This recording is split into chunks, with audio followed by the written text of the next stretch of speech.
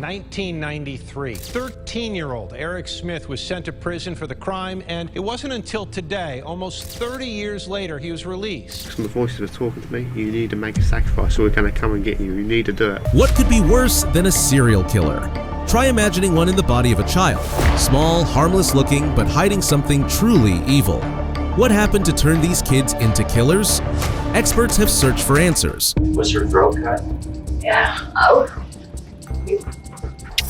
Grandma? Oh my God. But some minds are too dark to understand. And when these children speak, the words they say can freeze your blood. These 10 disturbing interviews reveal the twisted thoughts of young murderers. Once you hear them, you will never forget them. 2 girls were killed around 6 p.m. By 11 the next morning, they are both completely gone out of my life. James Farweather. He thought he would never get caught, and for a while, he didn't. But what makes this case even more disturbing is how calm he was about it. Almost like it meant nothing. And once you hear what he said and did, it's hard to forget. James Farweather was only 15, but his actions were far from anything you would expect from a teenager. Most kids that age are worried about school or friends. Not him. He had something else on his mind. People close to him had heard him say strange things before, things like how he wanted to kill someone, but most thought he was just joking around, trying to sound cool or edgy. Even his teachers brushed it. That all changed in March 2014. He found a man who was drunk and mentally disabled, a man who couldn't defend himself. Fairweather stabbed him, not once, not twice, but over 100 times. The scene was so violent that it shocked even the police. You'd think that would have been the end of it, that someone so young doing something like that would be caught quickly. But no, 3 whole months went by. Then came another attack. A 31-year-old woman, Nahed Almana, was walking along a nature trail in Essex. Fairweather came out of nowhere. He had a bayonet. He stabbed her again and again. He even stabbed her in both eyes. That detail stuck with the investigators. It was cruel, personal, unforgiving. Police questioned him after that, but somehow they let him go. And then came the moment everything unraveled. Farweather was caught trying to attack someone else. He had gloves on, a lock knife in his pocket. This time, there was no walking away. His mother couldn't believe it. She called him a monster. But what he said during questioning chilled people even more. He admitted he wasn't done. Said he wanted to kill at least 15 more. He had been researching serial killers, the worst of the worst. Ian Huntley, Myra Hindley, Peter Sutcliffe. He even had Sutcliffe's photo saved on his phone. And his favorite was Ted Bundy, the same man who was known for some of the most gruesome crimes in history. But that's not all. After each murder, Farweather would go online. He would search for news stories about his killings. He wanted to see the reaction. He needed to know how much attention he was getting. And even after being caught, he didn't seem to care. In court, he admitted to manslaughter, said voices told him to do it, claimed the devil was inside him. But his behavior showed no fear, no guilt, nothing. I stabbed him first there. I've done it a few times. While I was doing that, my voices were laughing and laughing and laughing louder and louder. The judge didn't hold back. He called him brutal and sadistic. In the end, he was given life in prison with at least 27 years before he could even be considered for release. In response to this, Farweather just nonchalantly shrugged his shoulders and said, "I don't give a shit." It's rare to see someone so young, so cold. But even more rare is how openly he embraced the darkness inside him. Zachary Davis. It was August 10th, 2012, a hot summer day in Tennessee. Nothing seemed out of place. Zachary Davis, just 15, had gone to see a movie with his mother, Melanie, and older brother Josh, who was 16. A simple family outing. No one saw what was coming. When they got home, Zachary packed a few things: clothes, notebooks, and a toothbrush. He also grabbed gloves, a ski mask, and a claw hammer. To anyone watching, it might have looked like he was planning to run away, but what was going on in his head was much darker. At 9:00 p.m., Melanie went to bed. She thought it was just another quiet night. But while she slept, Zachary made his move. He went down to the basement and picked up a sledgehammer. It was heavy, cold, and sharp at the edges. He walked into her room and hit her over and over, almost 20 times. He didn't stop until she was dead. Her blood soaked everything, but Zachary didn't freeze. He shut the door and walked away. Next, he went to the game room. He poured gasoline and whiskey all around. He lit a match and set it ablaze. He planned to trap his brother Josh in the fire. He wanted him dead too. but he shut the door after lighting the fire, and that slowed the flames. That mistake probably saved Josh's life. The fire didn't spread fast enough. Josh was woken by the alarm. He ran to check on their mom, but what he found was far worse than flames. He ran to a neighbor's house barefoot and panicked. Meanwhile, Zachary had already disappeared. Police found him nearly 10 meters away. He showed no fear, no guilt. When asked how he felt, he said he didn't feel anything when he killed her.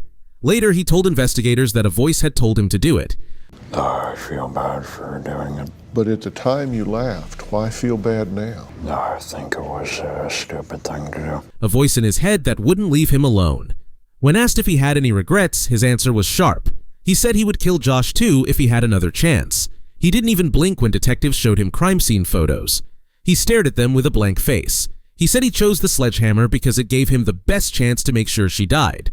In court, a taped confession was played. He described everything in the video. He laughed when talking about the weight of the weapon. He also laughed when he described the sound it made as he struck his mother with it. The courtroom fell silent. The jury only took 3 hours to decide. Life in prison. No second chance. No way out. Alyssa Bamonte. She had dug 2 graves before she even chose her victim. Most kids her age were worried about homework or who they'd sit with at lunch. But Alyssa Bamonte had something much darker on her mind. Her life hadn't been easy. Her mother, Michelle, struggled with addiction for years. Her father, Caesar, was behind bars for assault.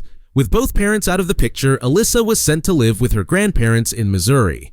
On the outside, things looked stable. They had had legal custody of her since 2002. But inside, something was off. No one can say if she was born to kill or if it grew inside her over time. But what's certain is that Alyssa became a killer. And not just any killer. She took the life of a child. October 16, 2009 was a day off from school in Jefferson City.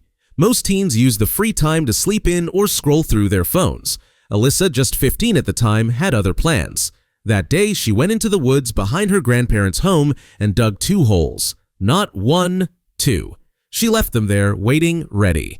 5 days later, she saw her chance. 9-year-old Elizabeth Olton was walking home from a friend's house. She lived nearby. Alyssa knew her, their families lived close, and Elizabeth's older sister was friends with Alyssa.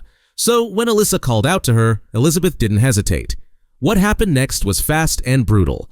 Alyssa got the little girl inside. Then she attacked. She strangled her, stabbed her, and beat her until she stopped moving. No one heard a sound. By nightfall, Elizabeth hadn't returned home. Her parents knew something was wrong. She was scared of the dark. Always had been. There was no way she would stay out alone on purpose. Police were called. Family and neighbors searched everywhere, but Elizabeth was gone. 2 days later, police got an anonymous letter. It mentioned Alyssa's name. That was the break they needed. She was brought in for questioning. At first, she stayed quiet, but after 2 hours, she confessed to the crime. Her grandmother sat beside her as she described what she had done. The older woman couldn't handle it. She started crying and ran out of the room. Grandma. Oh my God.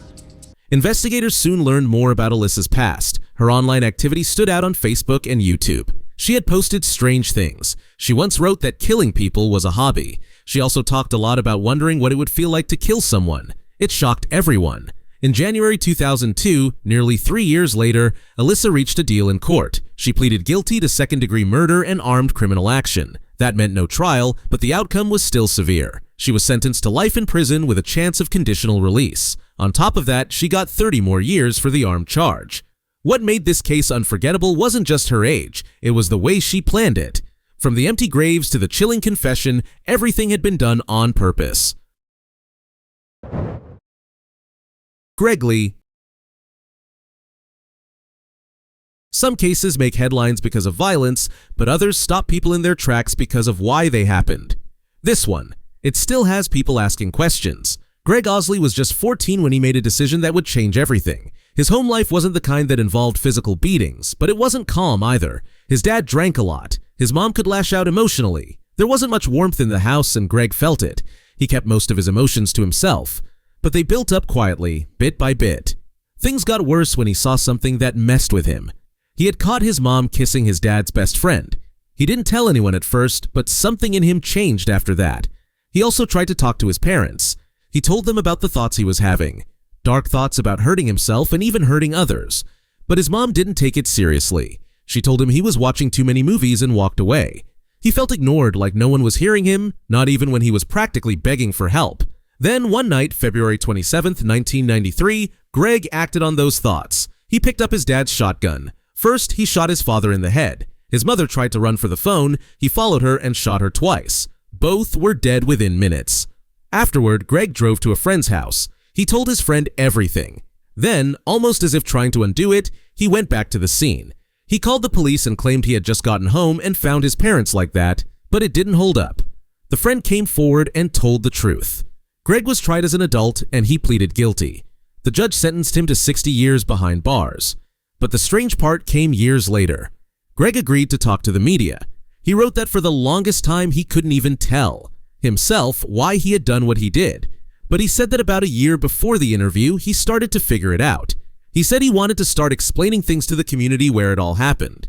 The interview lasted 2 hours, but by the end, he still hadn't said what finally pushed him over the edge. He did say one thing, though, that caught everyone off guard. He claimed he didn't kill his dad out of hate. He said the only reason he did it was because he didn't want to leave him alone. He also described a strange split between his thoughts and his body. He said his mind wanted to stop, but his body just kept going. Even now, no one fully understands why it happened, not even Greg. Eric Smith. It was August 2nd, 1993. Eric Smith hopped on his bike, heading for summer camp in a local park like any other kid his age. He was 13, quiet, and often kept to himself. That same morning, 4-year-old Derek Roby was also on his way to camp, walking there alone like he usually did. Their paths met, and that's when everything changed. Eric told Derek he knew a shortcut through a wooded area nearby. The little boy followed, not knowing what was waiting for him in those trees. Once they were out of sight, Eric suddenly turned violent. He strangled Derek until he passed out. Then he grabbed a large rock and crushed the boy's head with it. But it didn't end there. Eric took a stick and assaulted the child. He even poured Kool-Aid taken from Derek's lunchbox into his open wounds. The scene was horrific. The medical examiner would later say Derek died from blunt trauma to the head, with asphyxia also playing a part. By 11 o'clock a.m., Derek's mother showed up at the park to get him, but the staff told her he never arrived. Right away, she knew something was wrong. He was too young to just run off. He wouldn't have wandered. A search began. 4 hours later, investigators found Derek's body in the woods. Soon, attention turned to Eric. Police interviewed him because he lived nearby and had been at the park that day. Eric told them he saw Derek walking by himself and even mentioned exactly what the boy was wearing. He also described Derek's lunch bag in surprising detail. That raised some red flags. So, investigators had Eric go back and reenact what he said happened. They asked him to ride his bike again near the spot where he claimed to have seen Derek. But there was a problem. He couldn't have seen what he described from the location he claimed. That's when detectives knew they were getting closer. Then, on August 8th, just 6 days after the murder, Eric told his mother what he had done. She called the police. When they brought him in, he admitted everything. During the interview, he told them that he enjoyed it and hadn't wanted it to stop. That confession shocked the entire country. Eric was charged with second-degree murder and tried as an adult, the youngest in New York State at that time to face adult charges. His trial focused heavily on his mental health. Doctors ran tests on everything from brain scans to hormone levels, but nothing abnormal showed up. People began to look deeper into his life. Court records showed he was often picked on. Kids bullied him for his red hair, thick glasses, freckles, and big ears. Many believed all that pain may have built up inside him. In the end, Eric was convicted. He was given 9 years to life, the longest sentence allowed for someone his age. Brenda Spencer. It started with a rifle, a school, and a Monday morning. But what followed left a community stunned and a nation asking why. It was January 29th, 1979. The clock had just passed 8:30 a.m. when 16-year-old Brenda Spencer stood at the window of her home in San Carlos, California. She looked out across the street toward Cleveland Elementary School. In her hands was a .22 caliber semi-automatic rifle. It wasn't hidden or stolen. Her father had given it to her as a Christmas gift along with plenty of ammunition. Then she began shooting. For 20 minutes, shots rang out across the neighborhood. Inside the schoolyard, chaos broke out as children screamed and ducked for cover. When police finally surrounded her house, it took 6 hours for the standoff to end. She eventually surrendered, but what she said after left everyone shaken. When asked why she did it, Brenda replied that she didn't like Mondays. She said it was her way of making the day better. According to her, no one liked Mondays anyway. That one sentence spread fast and left people speechless. At the time, Brenda was known for getting into trouble. She was often caught using drugs. People said she had a mean streak. Before the shooting, she had already broken windows at the school using a BB gun. Her behavior was concerning, but no one saw what was coming. Even after all of that, her father still handed her a deadly weapon as a holiday gift. And then came the warnings no one took seriously. Before the shooting, Brenda had been telling classmates she wanted to do something big. Something, she said, that would get her on television. That Monday morning, Principal Burton Ragg was just opening the school gates when the first shots were fired. He was killed. Michael Suchar, the school custodian, tried to help and was shot too. He also died. 8 children and 1 police officer were wounded. Brenda didn't seem to care. In an interview, she described what happened in a cold, emotionless way. She said she just started shooting and called it fun. There was no sign of guilt, no sign of regret. There was no jury trial. Brenda pleaded guilty. Her defense claimed she was mentally ill, but it didn't change the outcome. Just one day after turning 18, she was sentenced to 2 life sentences to be served back to back. She barely reacted in court. Later on, Brenda said the case might have gone differently if it had reached trial. She believed important things about her mental health had been overlooked. Even so, nothing could change what had happened. Already happened. John Venables and Robert Thompson. You would never expect murder from 2 boys skipping school, but that's exactly what happened. It was February 12, 1993 in Merseyside, England. John Venables and Robert Thompson, both just 10 years old, had been wandering around the New Strand shopping center. They weren't shopping. They were stealing whatever caught their eye. Candy, batteries, a can of blue paint, and even a troll doll. But what they did next stunned the entire country. That day, 2-year-old James Bullier was at the mall with his mother. In a brief moment, while she was distracted, the 2 boys led James away by the hand. We hear the chilling interviews they conducted with killers Robert Thompson and John Venables. Surveillance footage later captured the moment they took him, calmly walking off as if nothing was wrong. They didn't go far at first. They took James to a nearby canal about a 4-mile from the shopping center. There, they dropped him on his head. His face was injured, but the boys laughed and talked about pushing him into the water. Then they kept walking, dragging James from one spot to another. Along the way, they were seen by 38 different people. Some stopped to ask what was going on. The boys made up stories. They told people James was their younger brother or that he was lost and they were helping him find a police station. And somehow that was enough to keep suspicion away. So they kept going. Eventually, they ended up in Walton. The Walton Lane police station was right across the street at one point, but they didn't stop. Instead, they led James up a steep hill to a railway track near a cemetery. That's where things got worse. They threw the blue paint they had stolen into James's left eye. Then they started kicking him, stomping on him. They threw stones and bricks. They shoved batteries into his mouth. One of them picked up a 10-guinea railway bar and dropped it on his head. The injuries were horrific. A pathologist later said James had been hit so many times it was impossible to tell which blow had killed him. But we weren't finished. The boys laid James's body across the train tracks and covered his head with rubble. They planned to make it look like an accident. Later, a train came through and cut the child's body in half. His remains were found 2 days later by a group of boys searching for lost footballs. After they were arrested, one of the boys admitted they had a first plan to grab any child and push them into traffic. Instead, they chose James. John Venables and Robert Thompson were charged with abduction and murder. They were found guilty, becoming the youngest convicted murderers in modern British history. The court sentenced them to indefinite detention under Her Majesty's pleasure. They remained locked up until they were released in 2001 at 18 years old under lifelong supervision. Stacey Lannard. 2 sisters growing up under the same roof, but behind closed doors, their childhood looked nothing like what others saw. What seemed like a regular home was hiding years of pain, fear, and secrets no kid should ever carry. Stacey Lannard was only 18 when she shot her father, Thomas Lannard. At first, she adored him. When she was younger, she described him as someone who seemed almost like a superhero. She felt safe with him, close to him. But everything began to change slowly and then all at once. Her younger sister Christy was the first to face his violent side. She later said it started when she was in 1st grade. Thomas would throw her down the stairs. He beat her often. As she got older, it got worse. By the time she was 12, he had begun giving her alcohol. Every time he drank, the beatings got more intense. But Thomas didn't stop with Christy. When Stacey turned 8, her father began targeting her too. The things he forced her to do were awful. No one helped them. No one stopped it. The abuse stretched on for 10 long years. Then one night, everything snapped. Thomas had passed out drunk on the couch. His rifle was nearby. Stacy picked it up. Her hands shook. She closed her eyes and pulled the trigger. The shot didn't kill him right away. The bullet hit his shoulder. He woke up yelling for help, but Stacy didn't stop. She shot him again, this time ending his life. I shot my father, and he died as a result. Afterward, she confessed to everything. She didn't run. She didn't hide. She told the truth, at least the version she believed had to be told. The court sentenced her to life in prison. She served 18 years behind bars. Then, in 2009, something unexpected happened.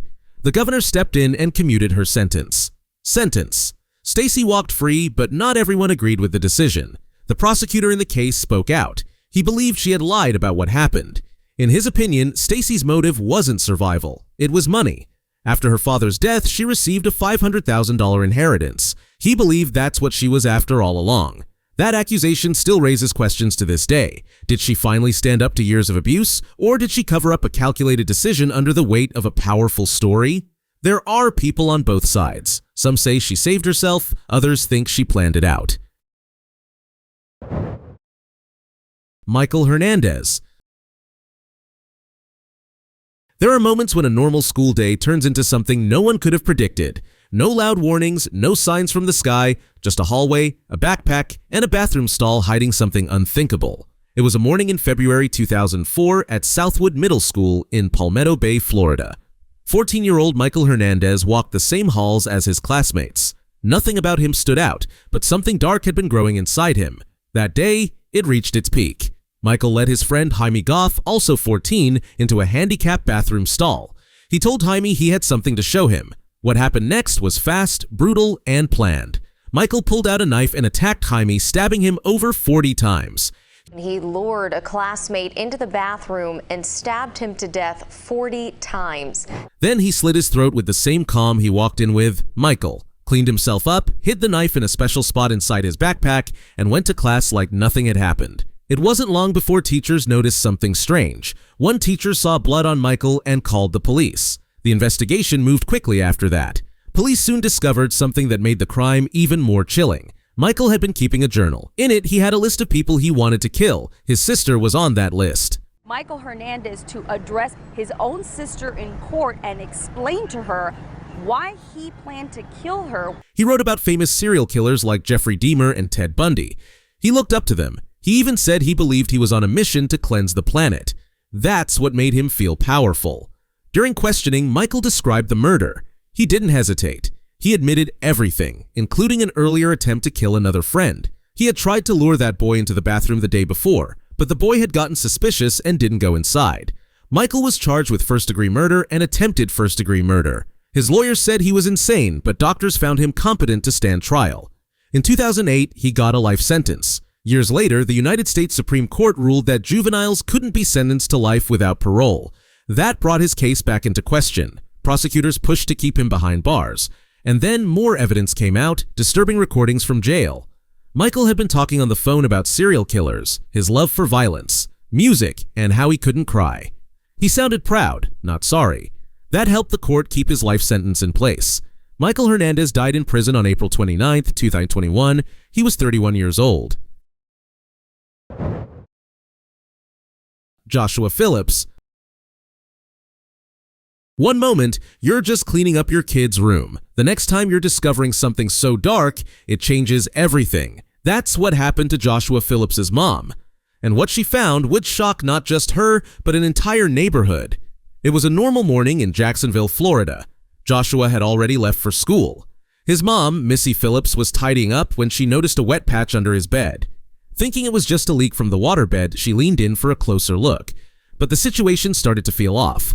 Electrical tape was holding part of the frame together. That seemed strange. She tugged on the tape, expecting water damage, or maybe something her son had hidden out of embarrassment. What she found instead was one of Joshua's socks. But when she reached in, her hand touched something cold. That's when she grabbed a flashlight. What the beam landed on would be burned into her memory forever. The lifeless body of 8-year-old Maddie Clifton. Of 8-year-old Maddie Clifton reliving their worst nightmare in court as their child's killer took the stand. Maddie had been missing for a week. The whole neighborhood had been out looking for her, and Joshua had joined the search too, like nothing was wrong. News spread fast. By the time police showed up at his school, there was no more pretending. Joshua was arrested right there on school grounds, and he didn't put up much of a fight. He told the police everything. Years later, in a 2008 interview, he said he had been living in what he called a fantasy world. He explained that when he was a kid, anytime something bad happened, he would pretend it didn't. That was his way of dealing with everything. Just act like it never happened and it could go away. But the truth didn't go away. Not for Maddie's family, not for Joshua's, not for anyone in that neighborhood, because he was only 14 at the time. Joshua couldn't be sentenced to death. Instead, he got life in prison with no chance of parole. That sentence has never changed. To this day, no one knows exactly why he did it. Joshua claimed he accidentally hit Maddie in the eye with a baseball bat while playing outside. He said he panicked, dragged her into his room, and shot and stabbed her. But the jury didn't believe him. The way she was killed and how he hid the body for a week told a different story, and he has never offered another explanation. Thanks for watching. See you in the next one.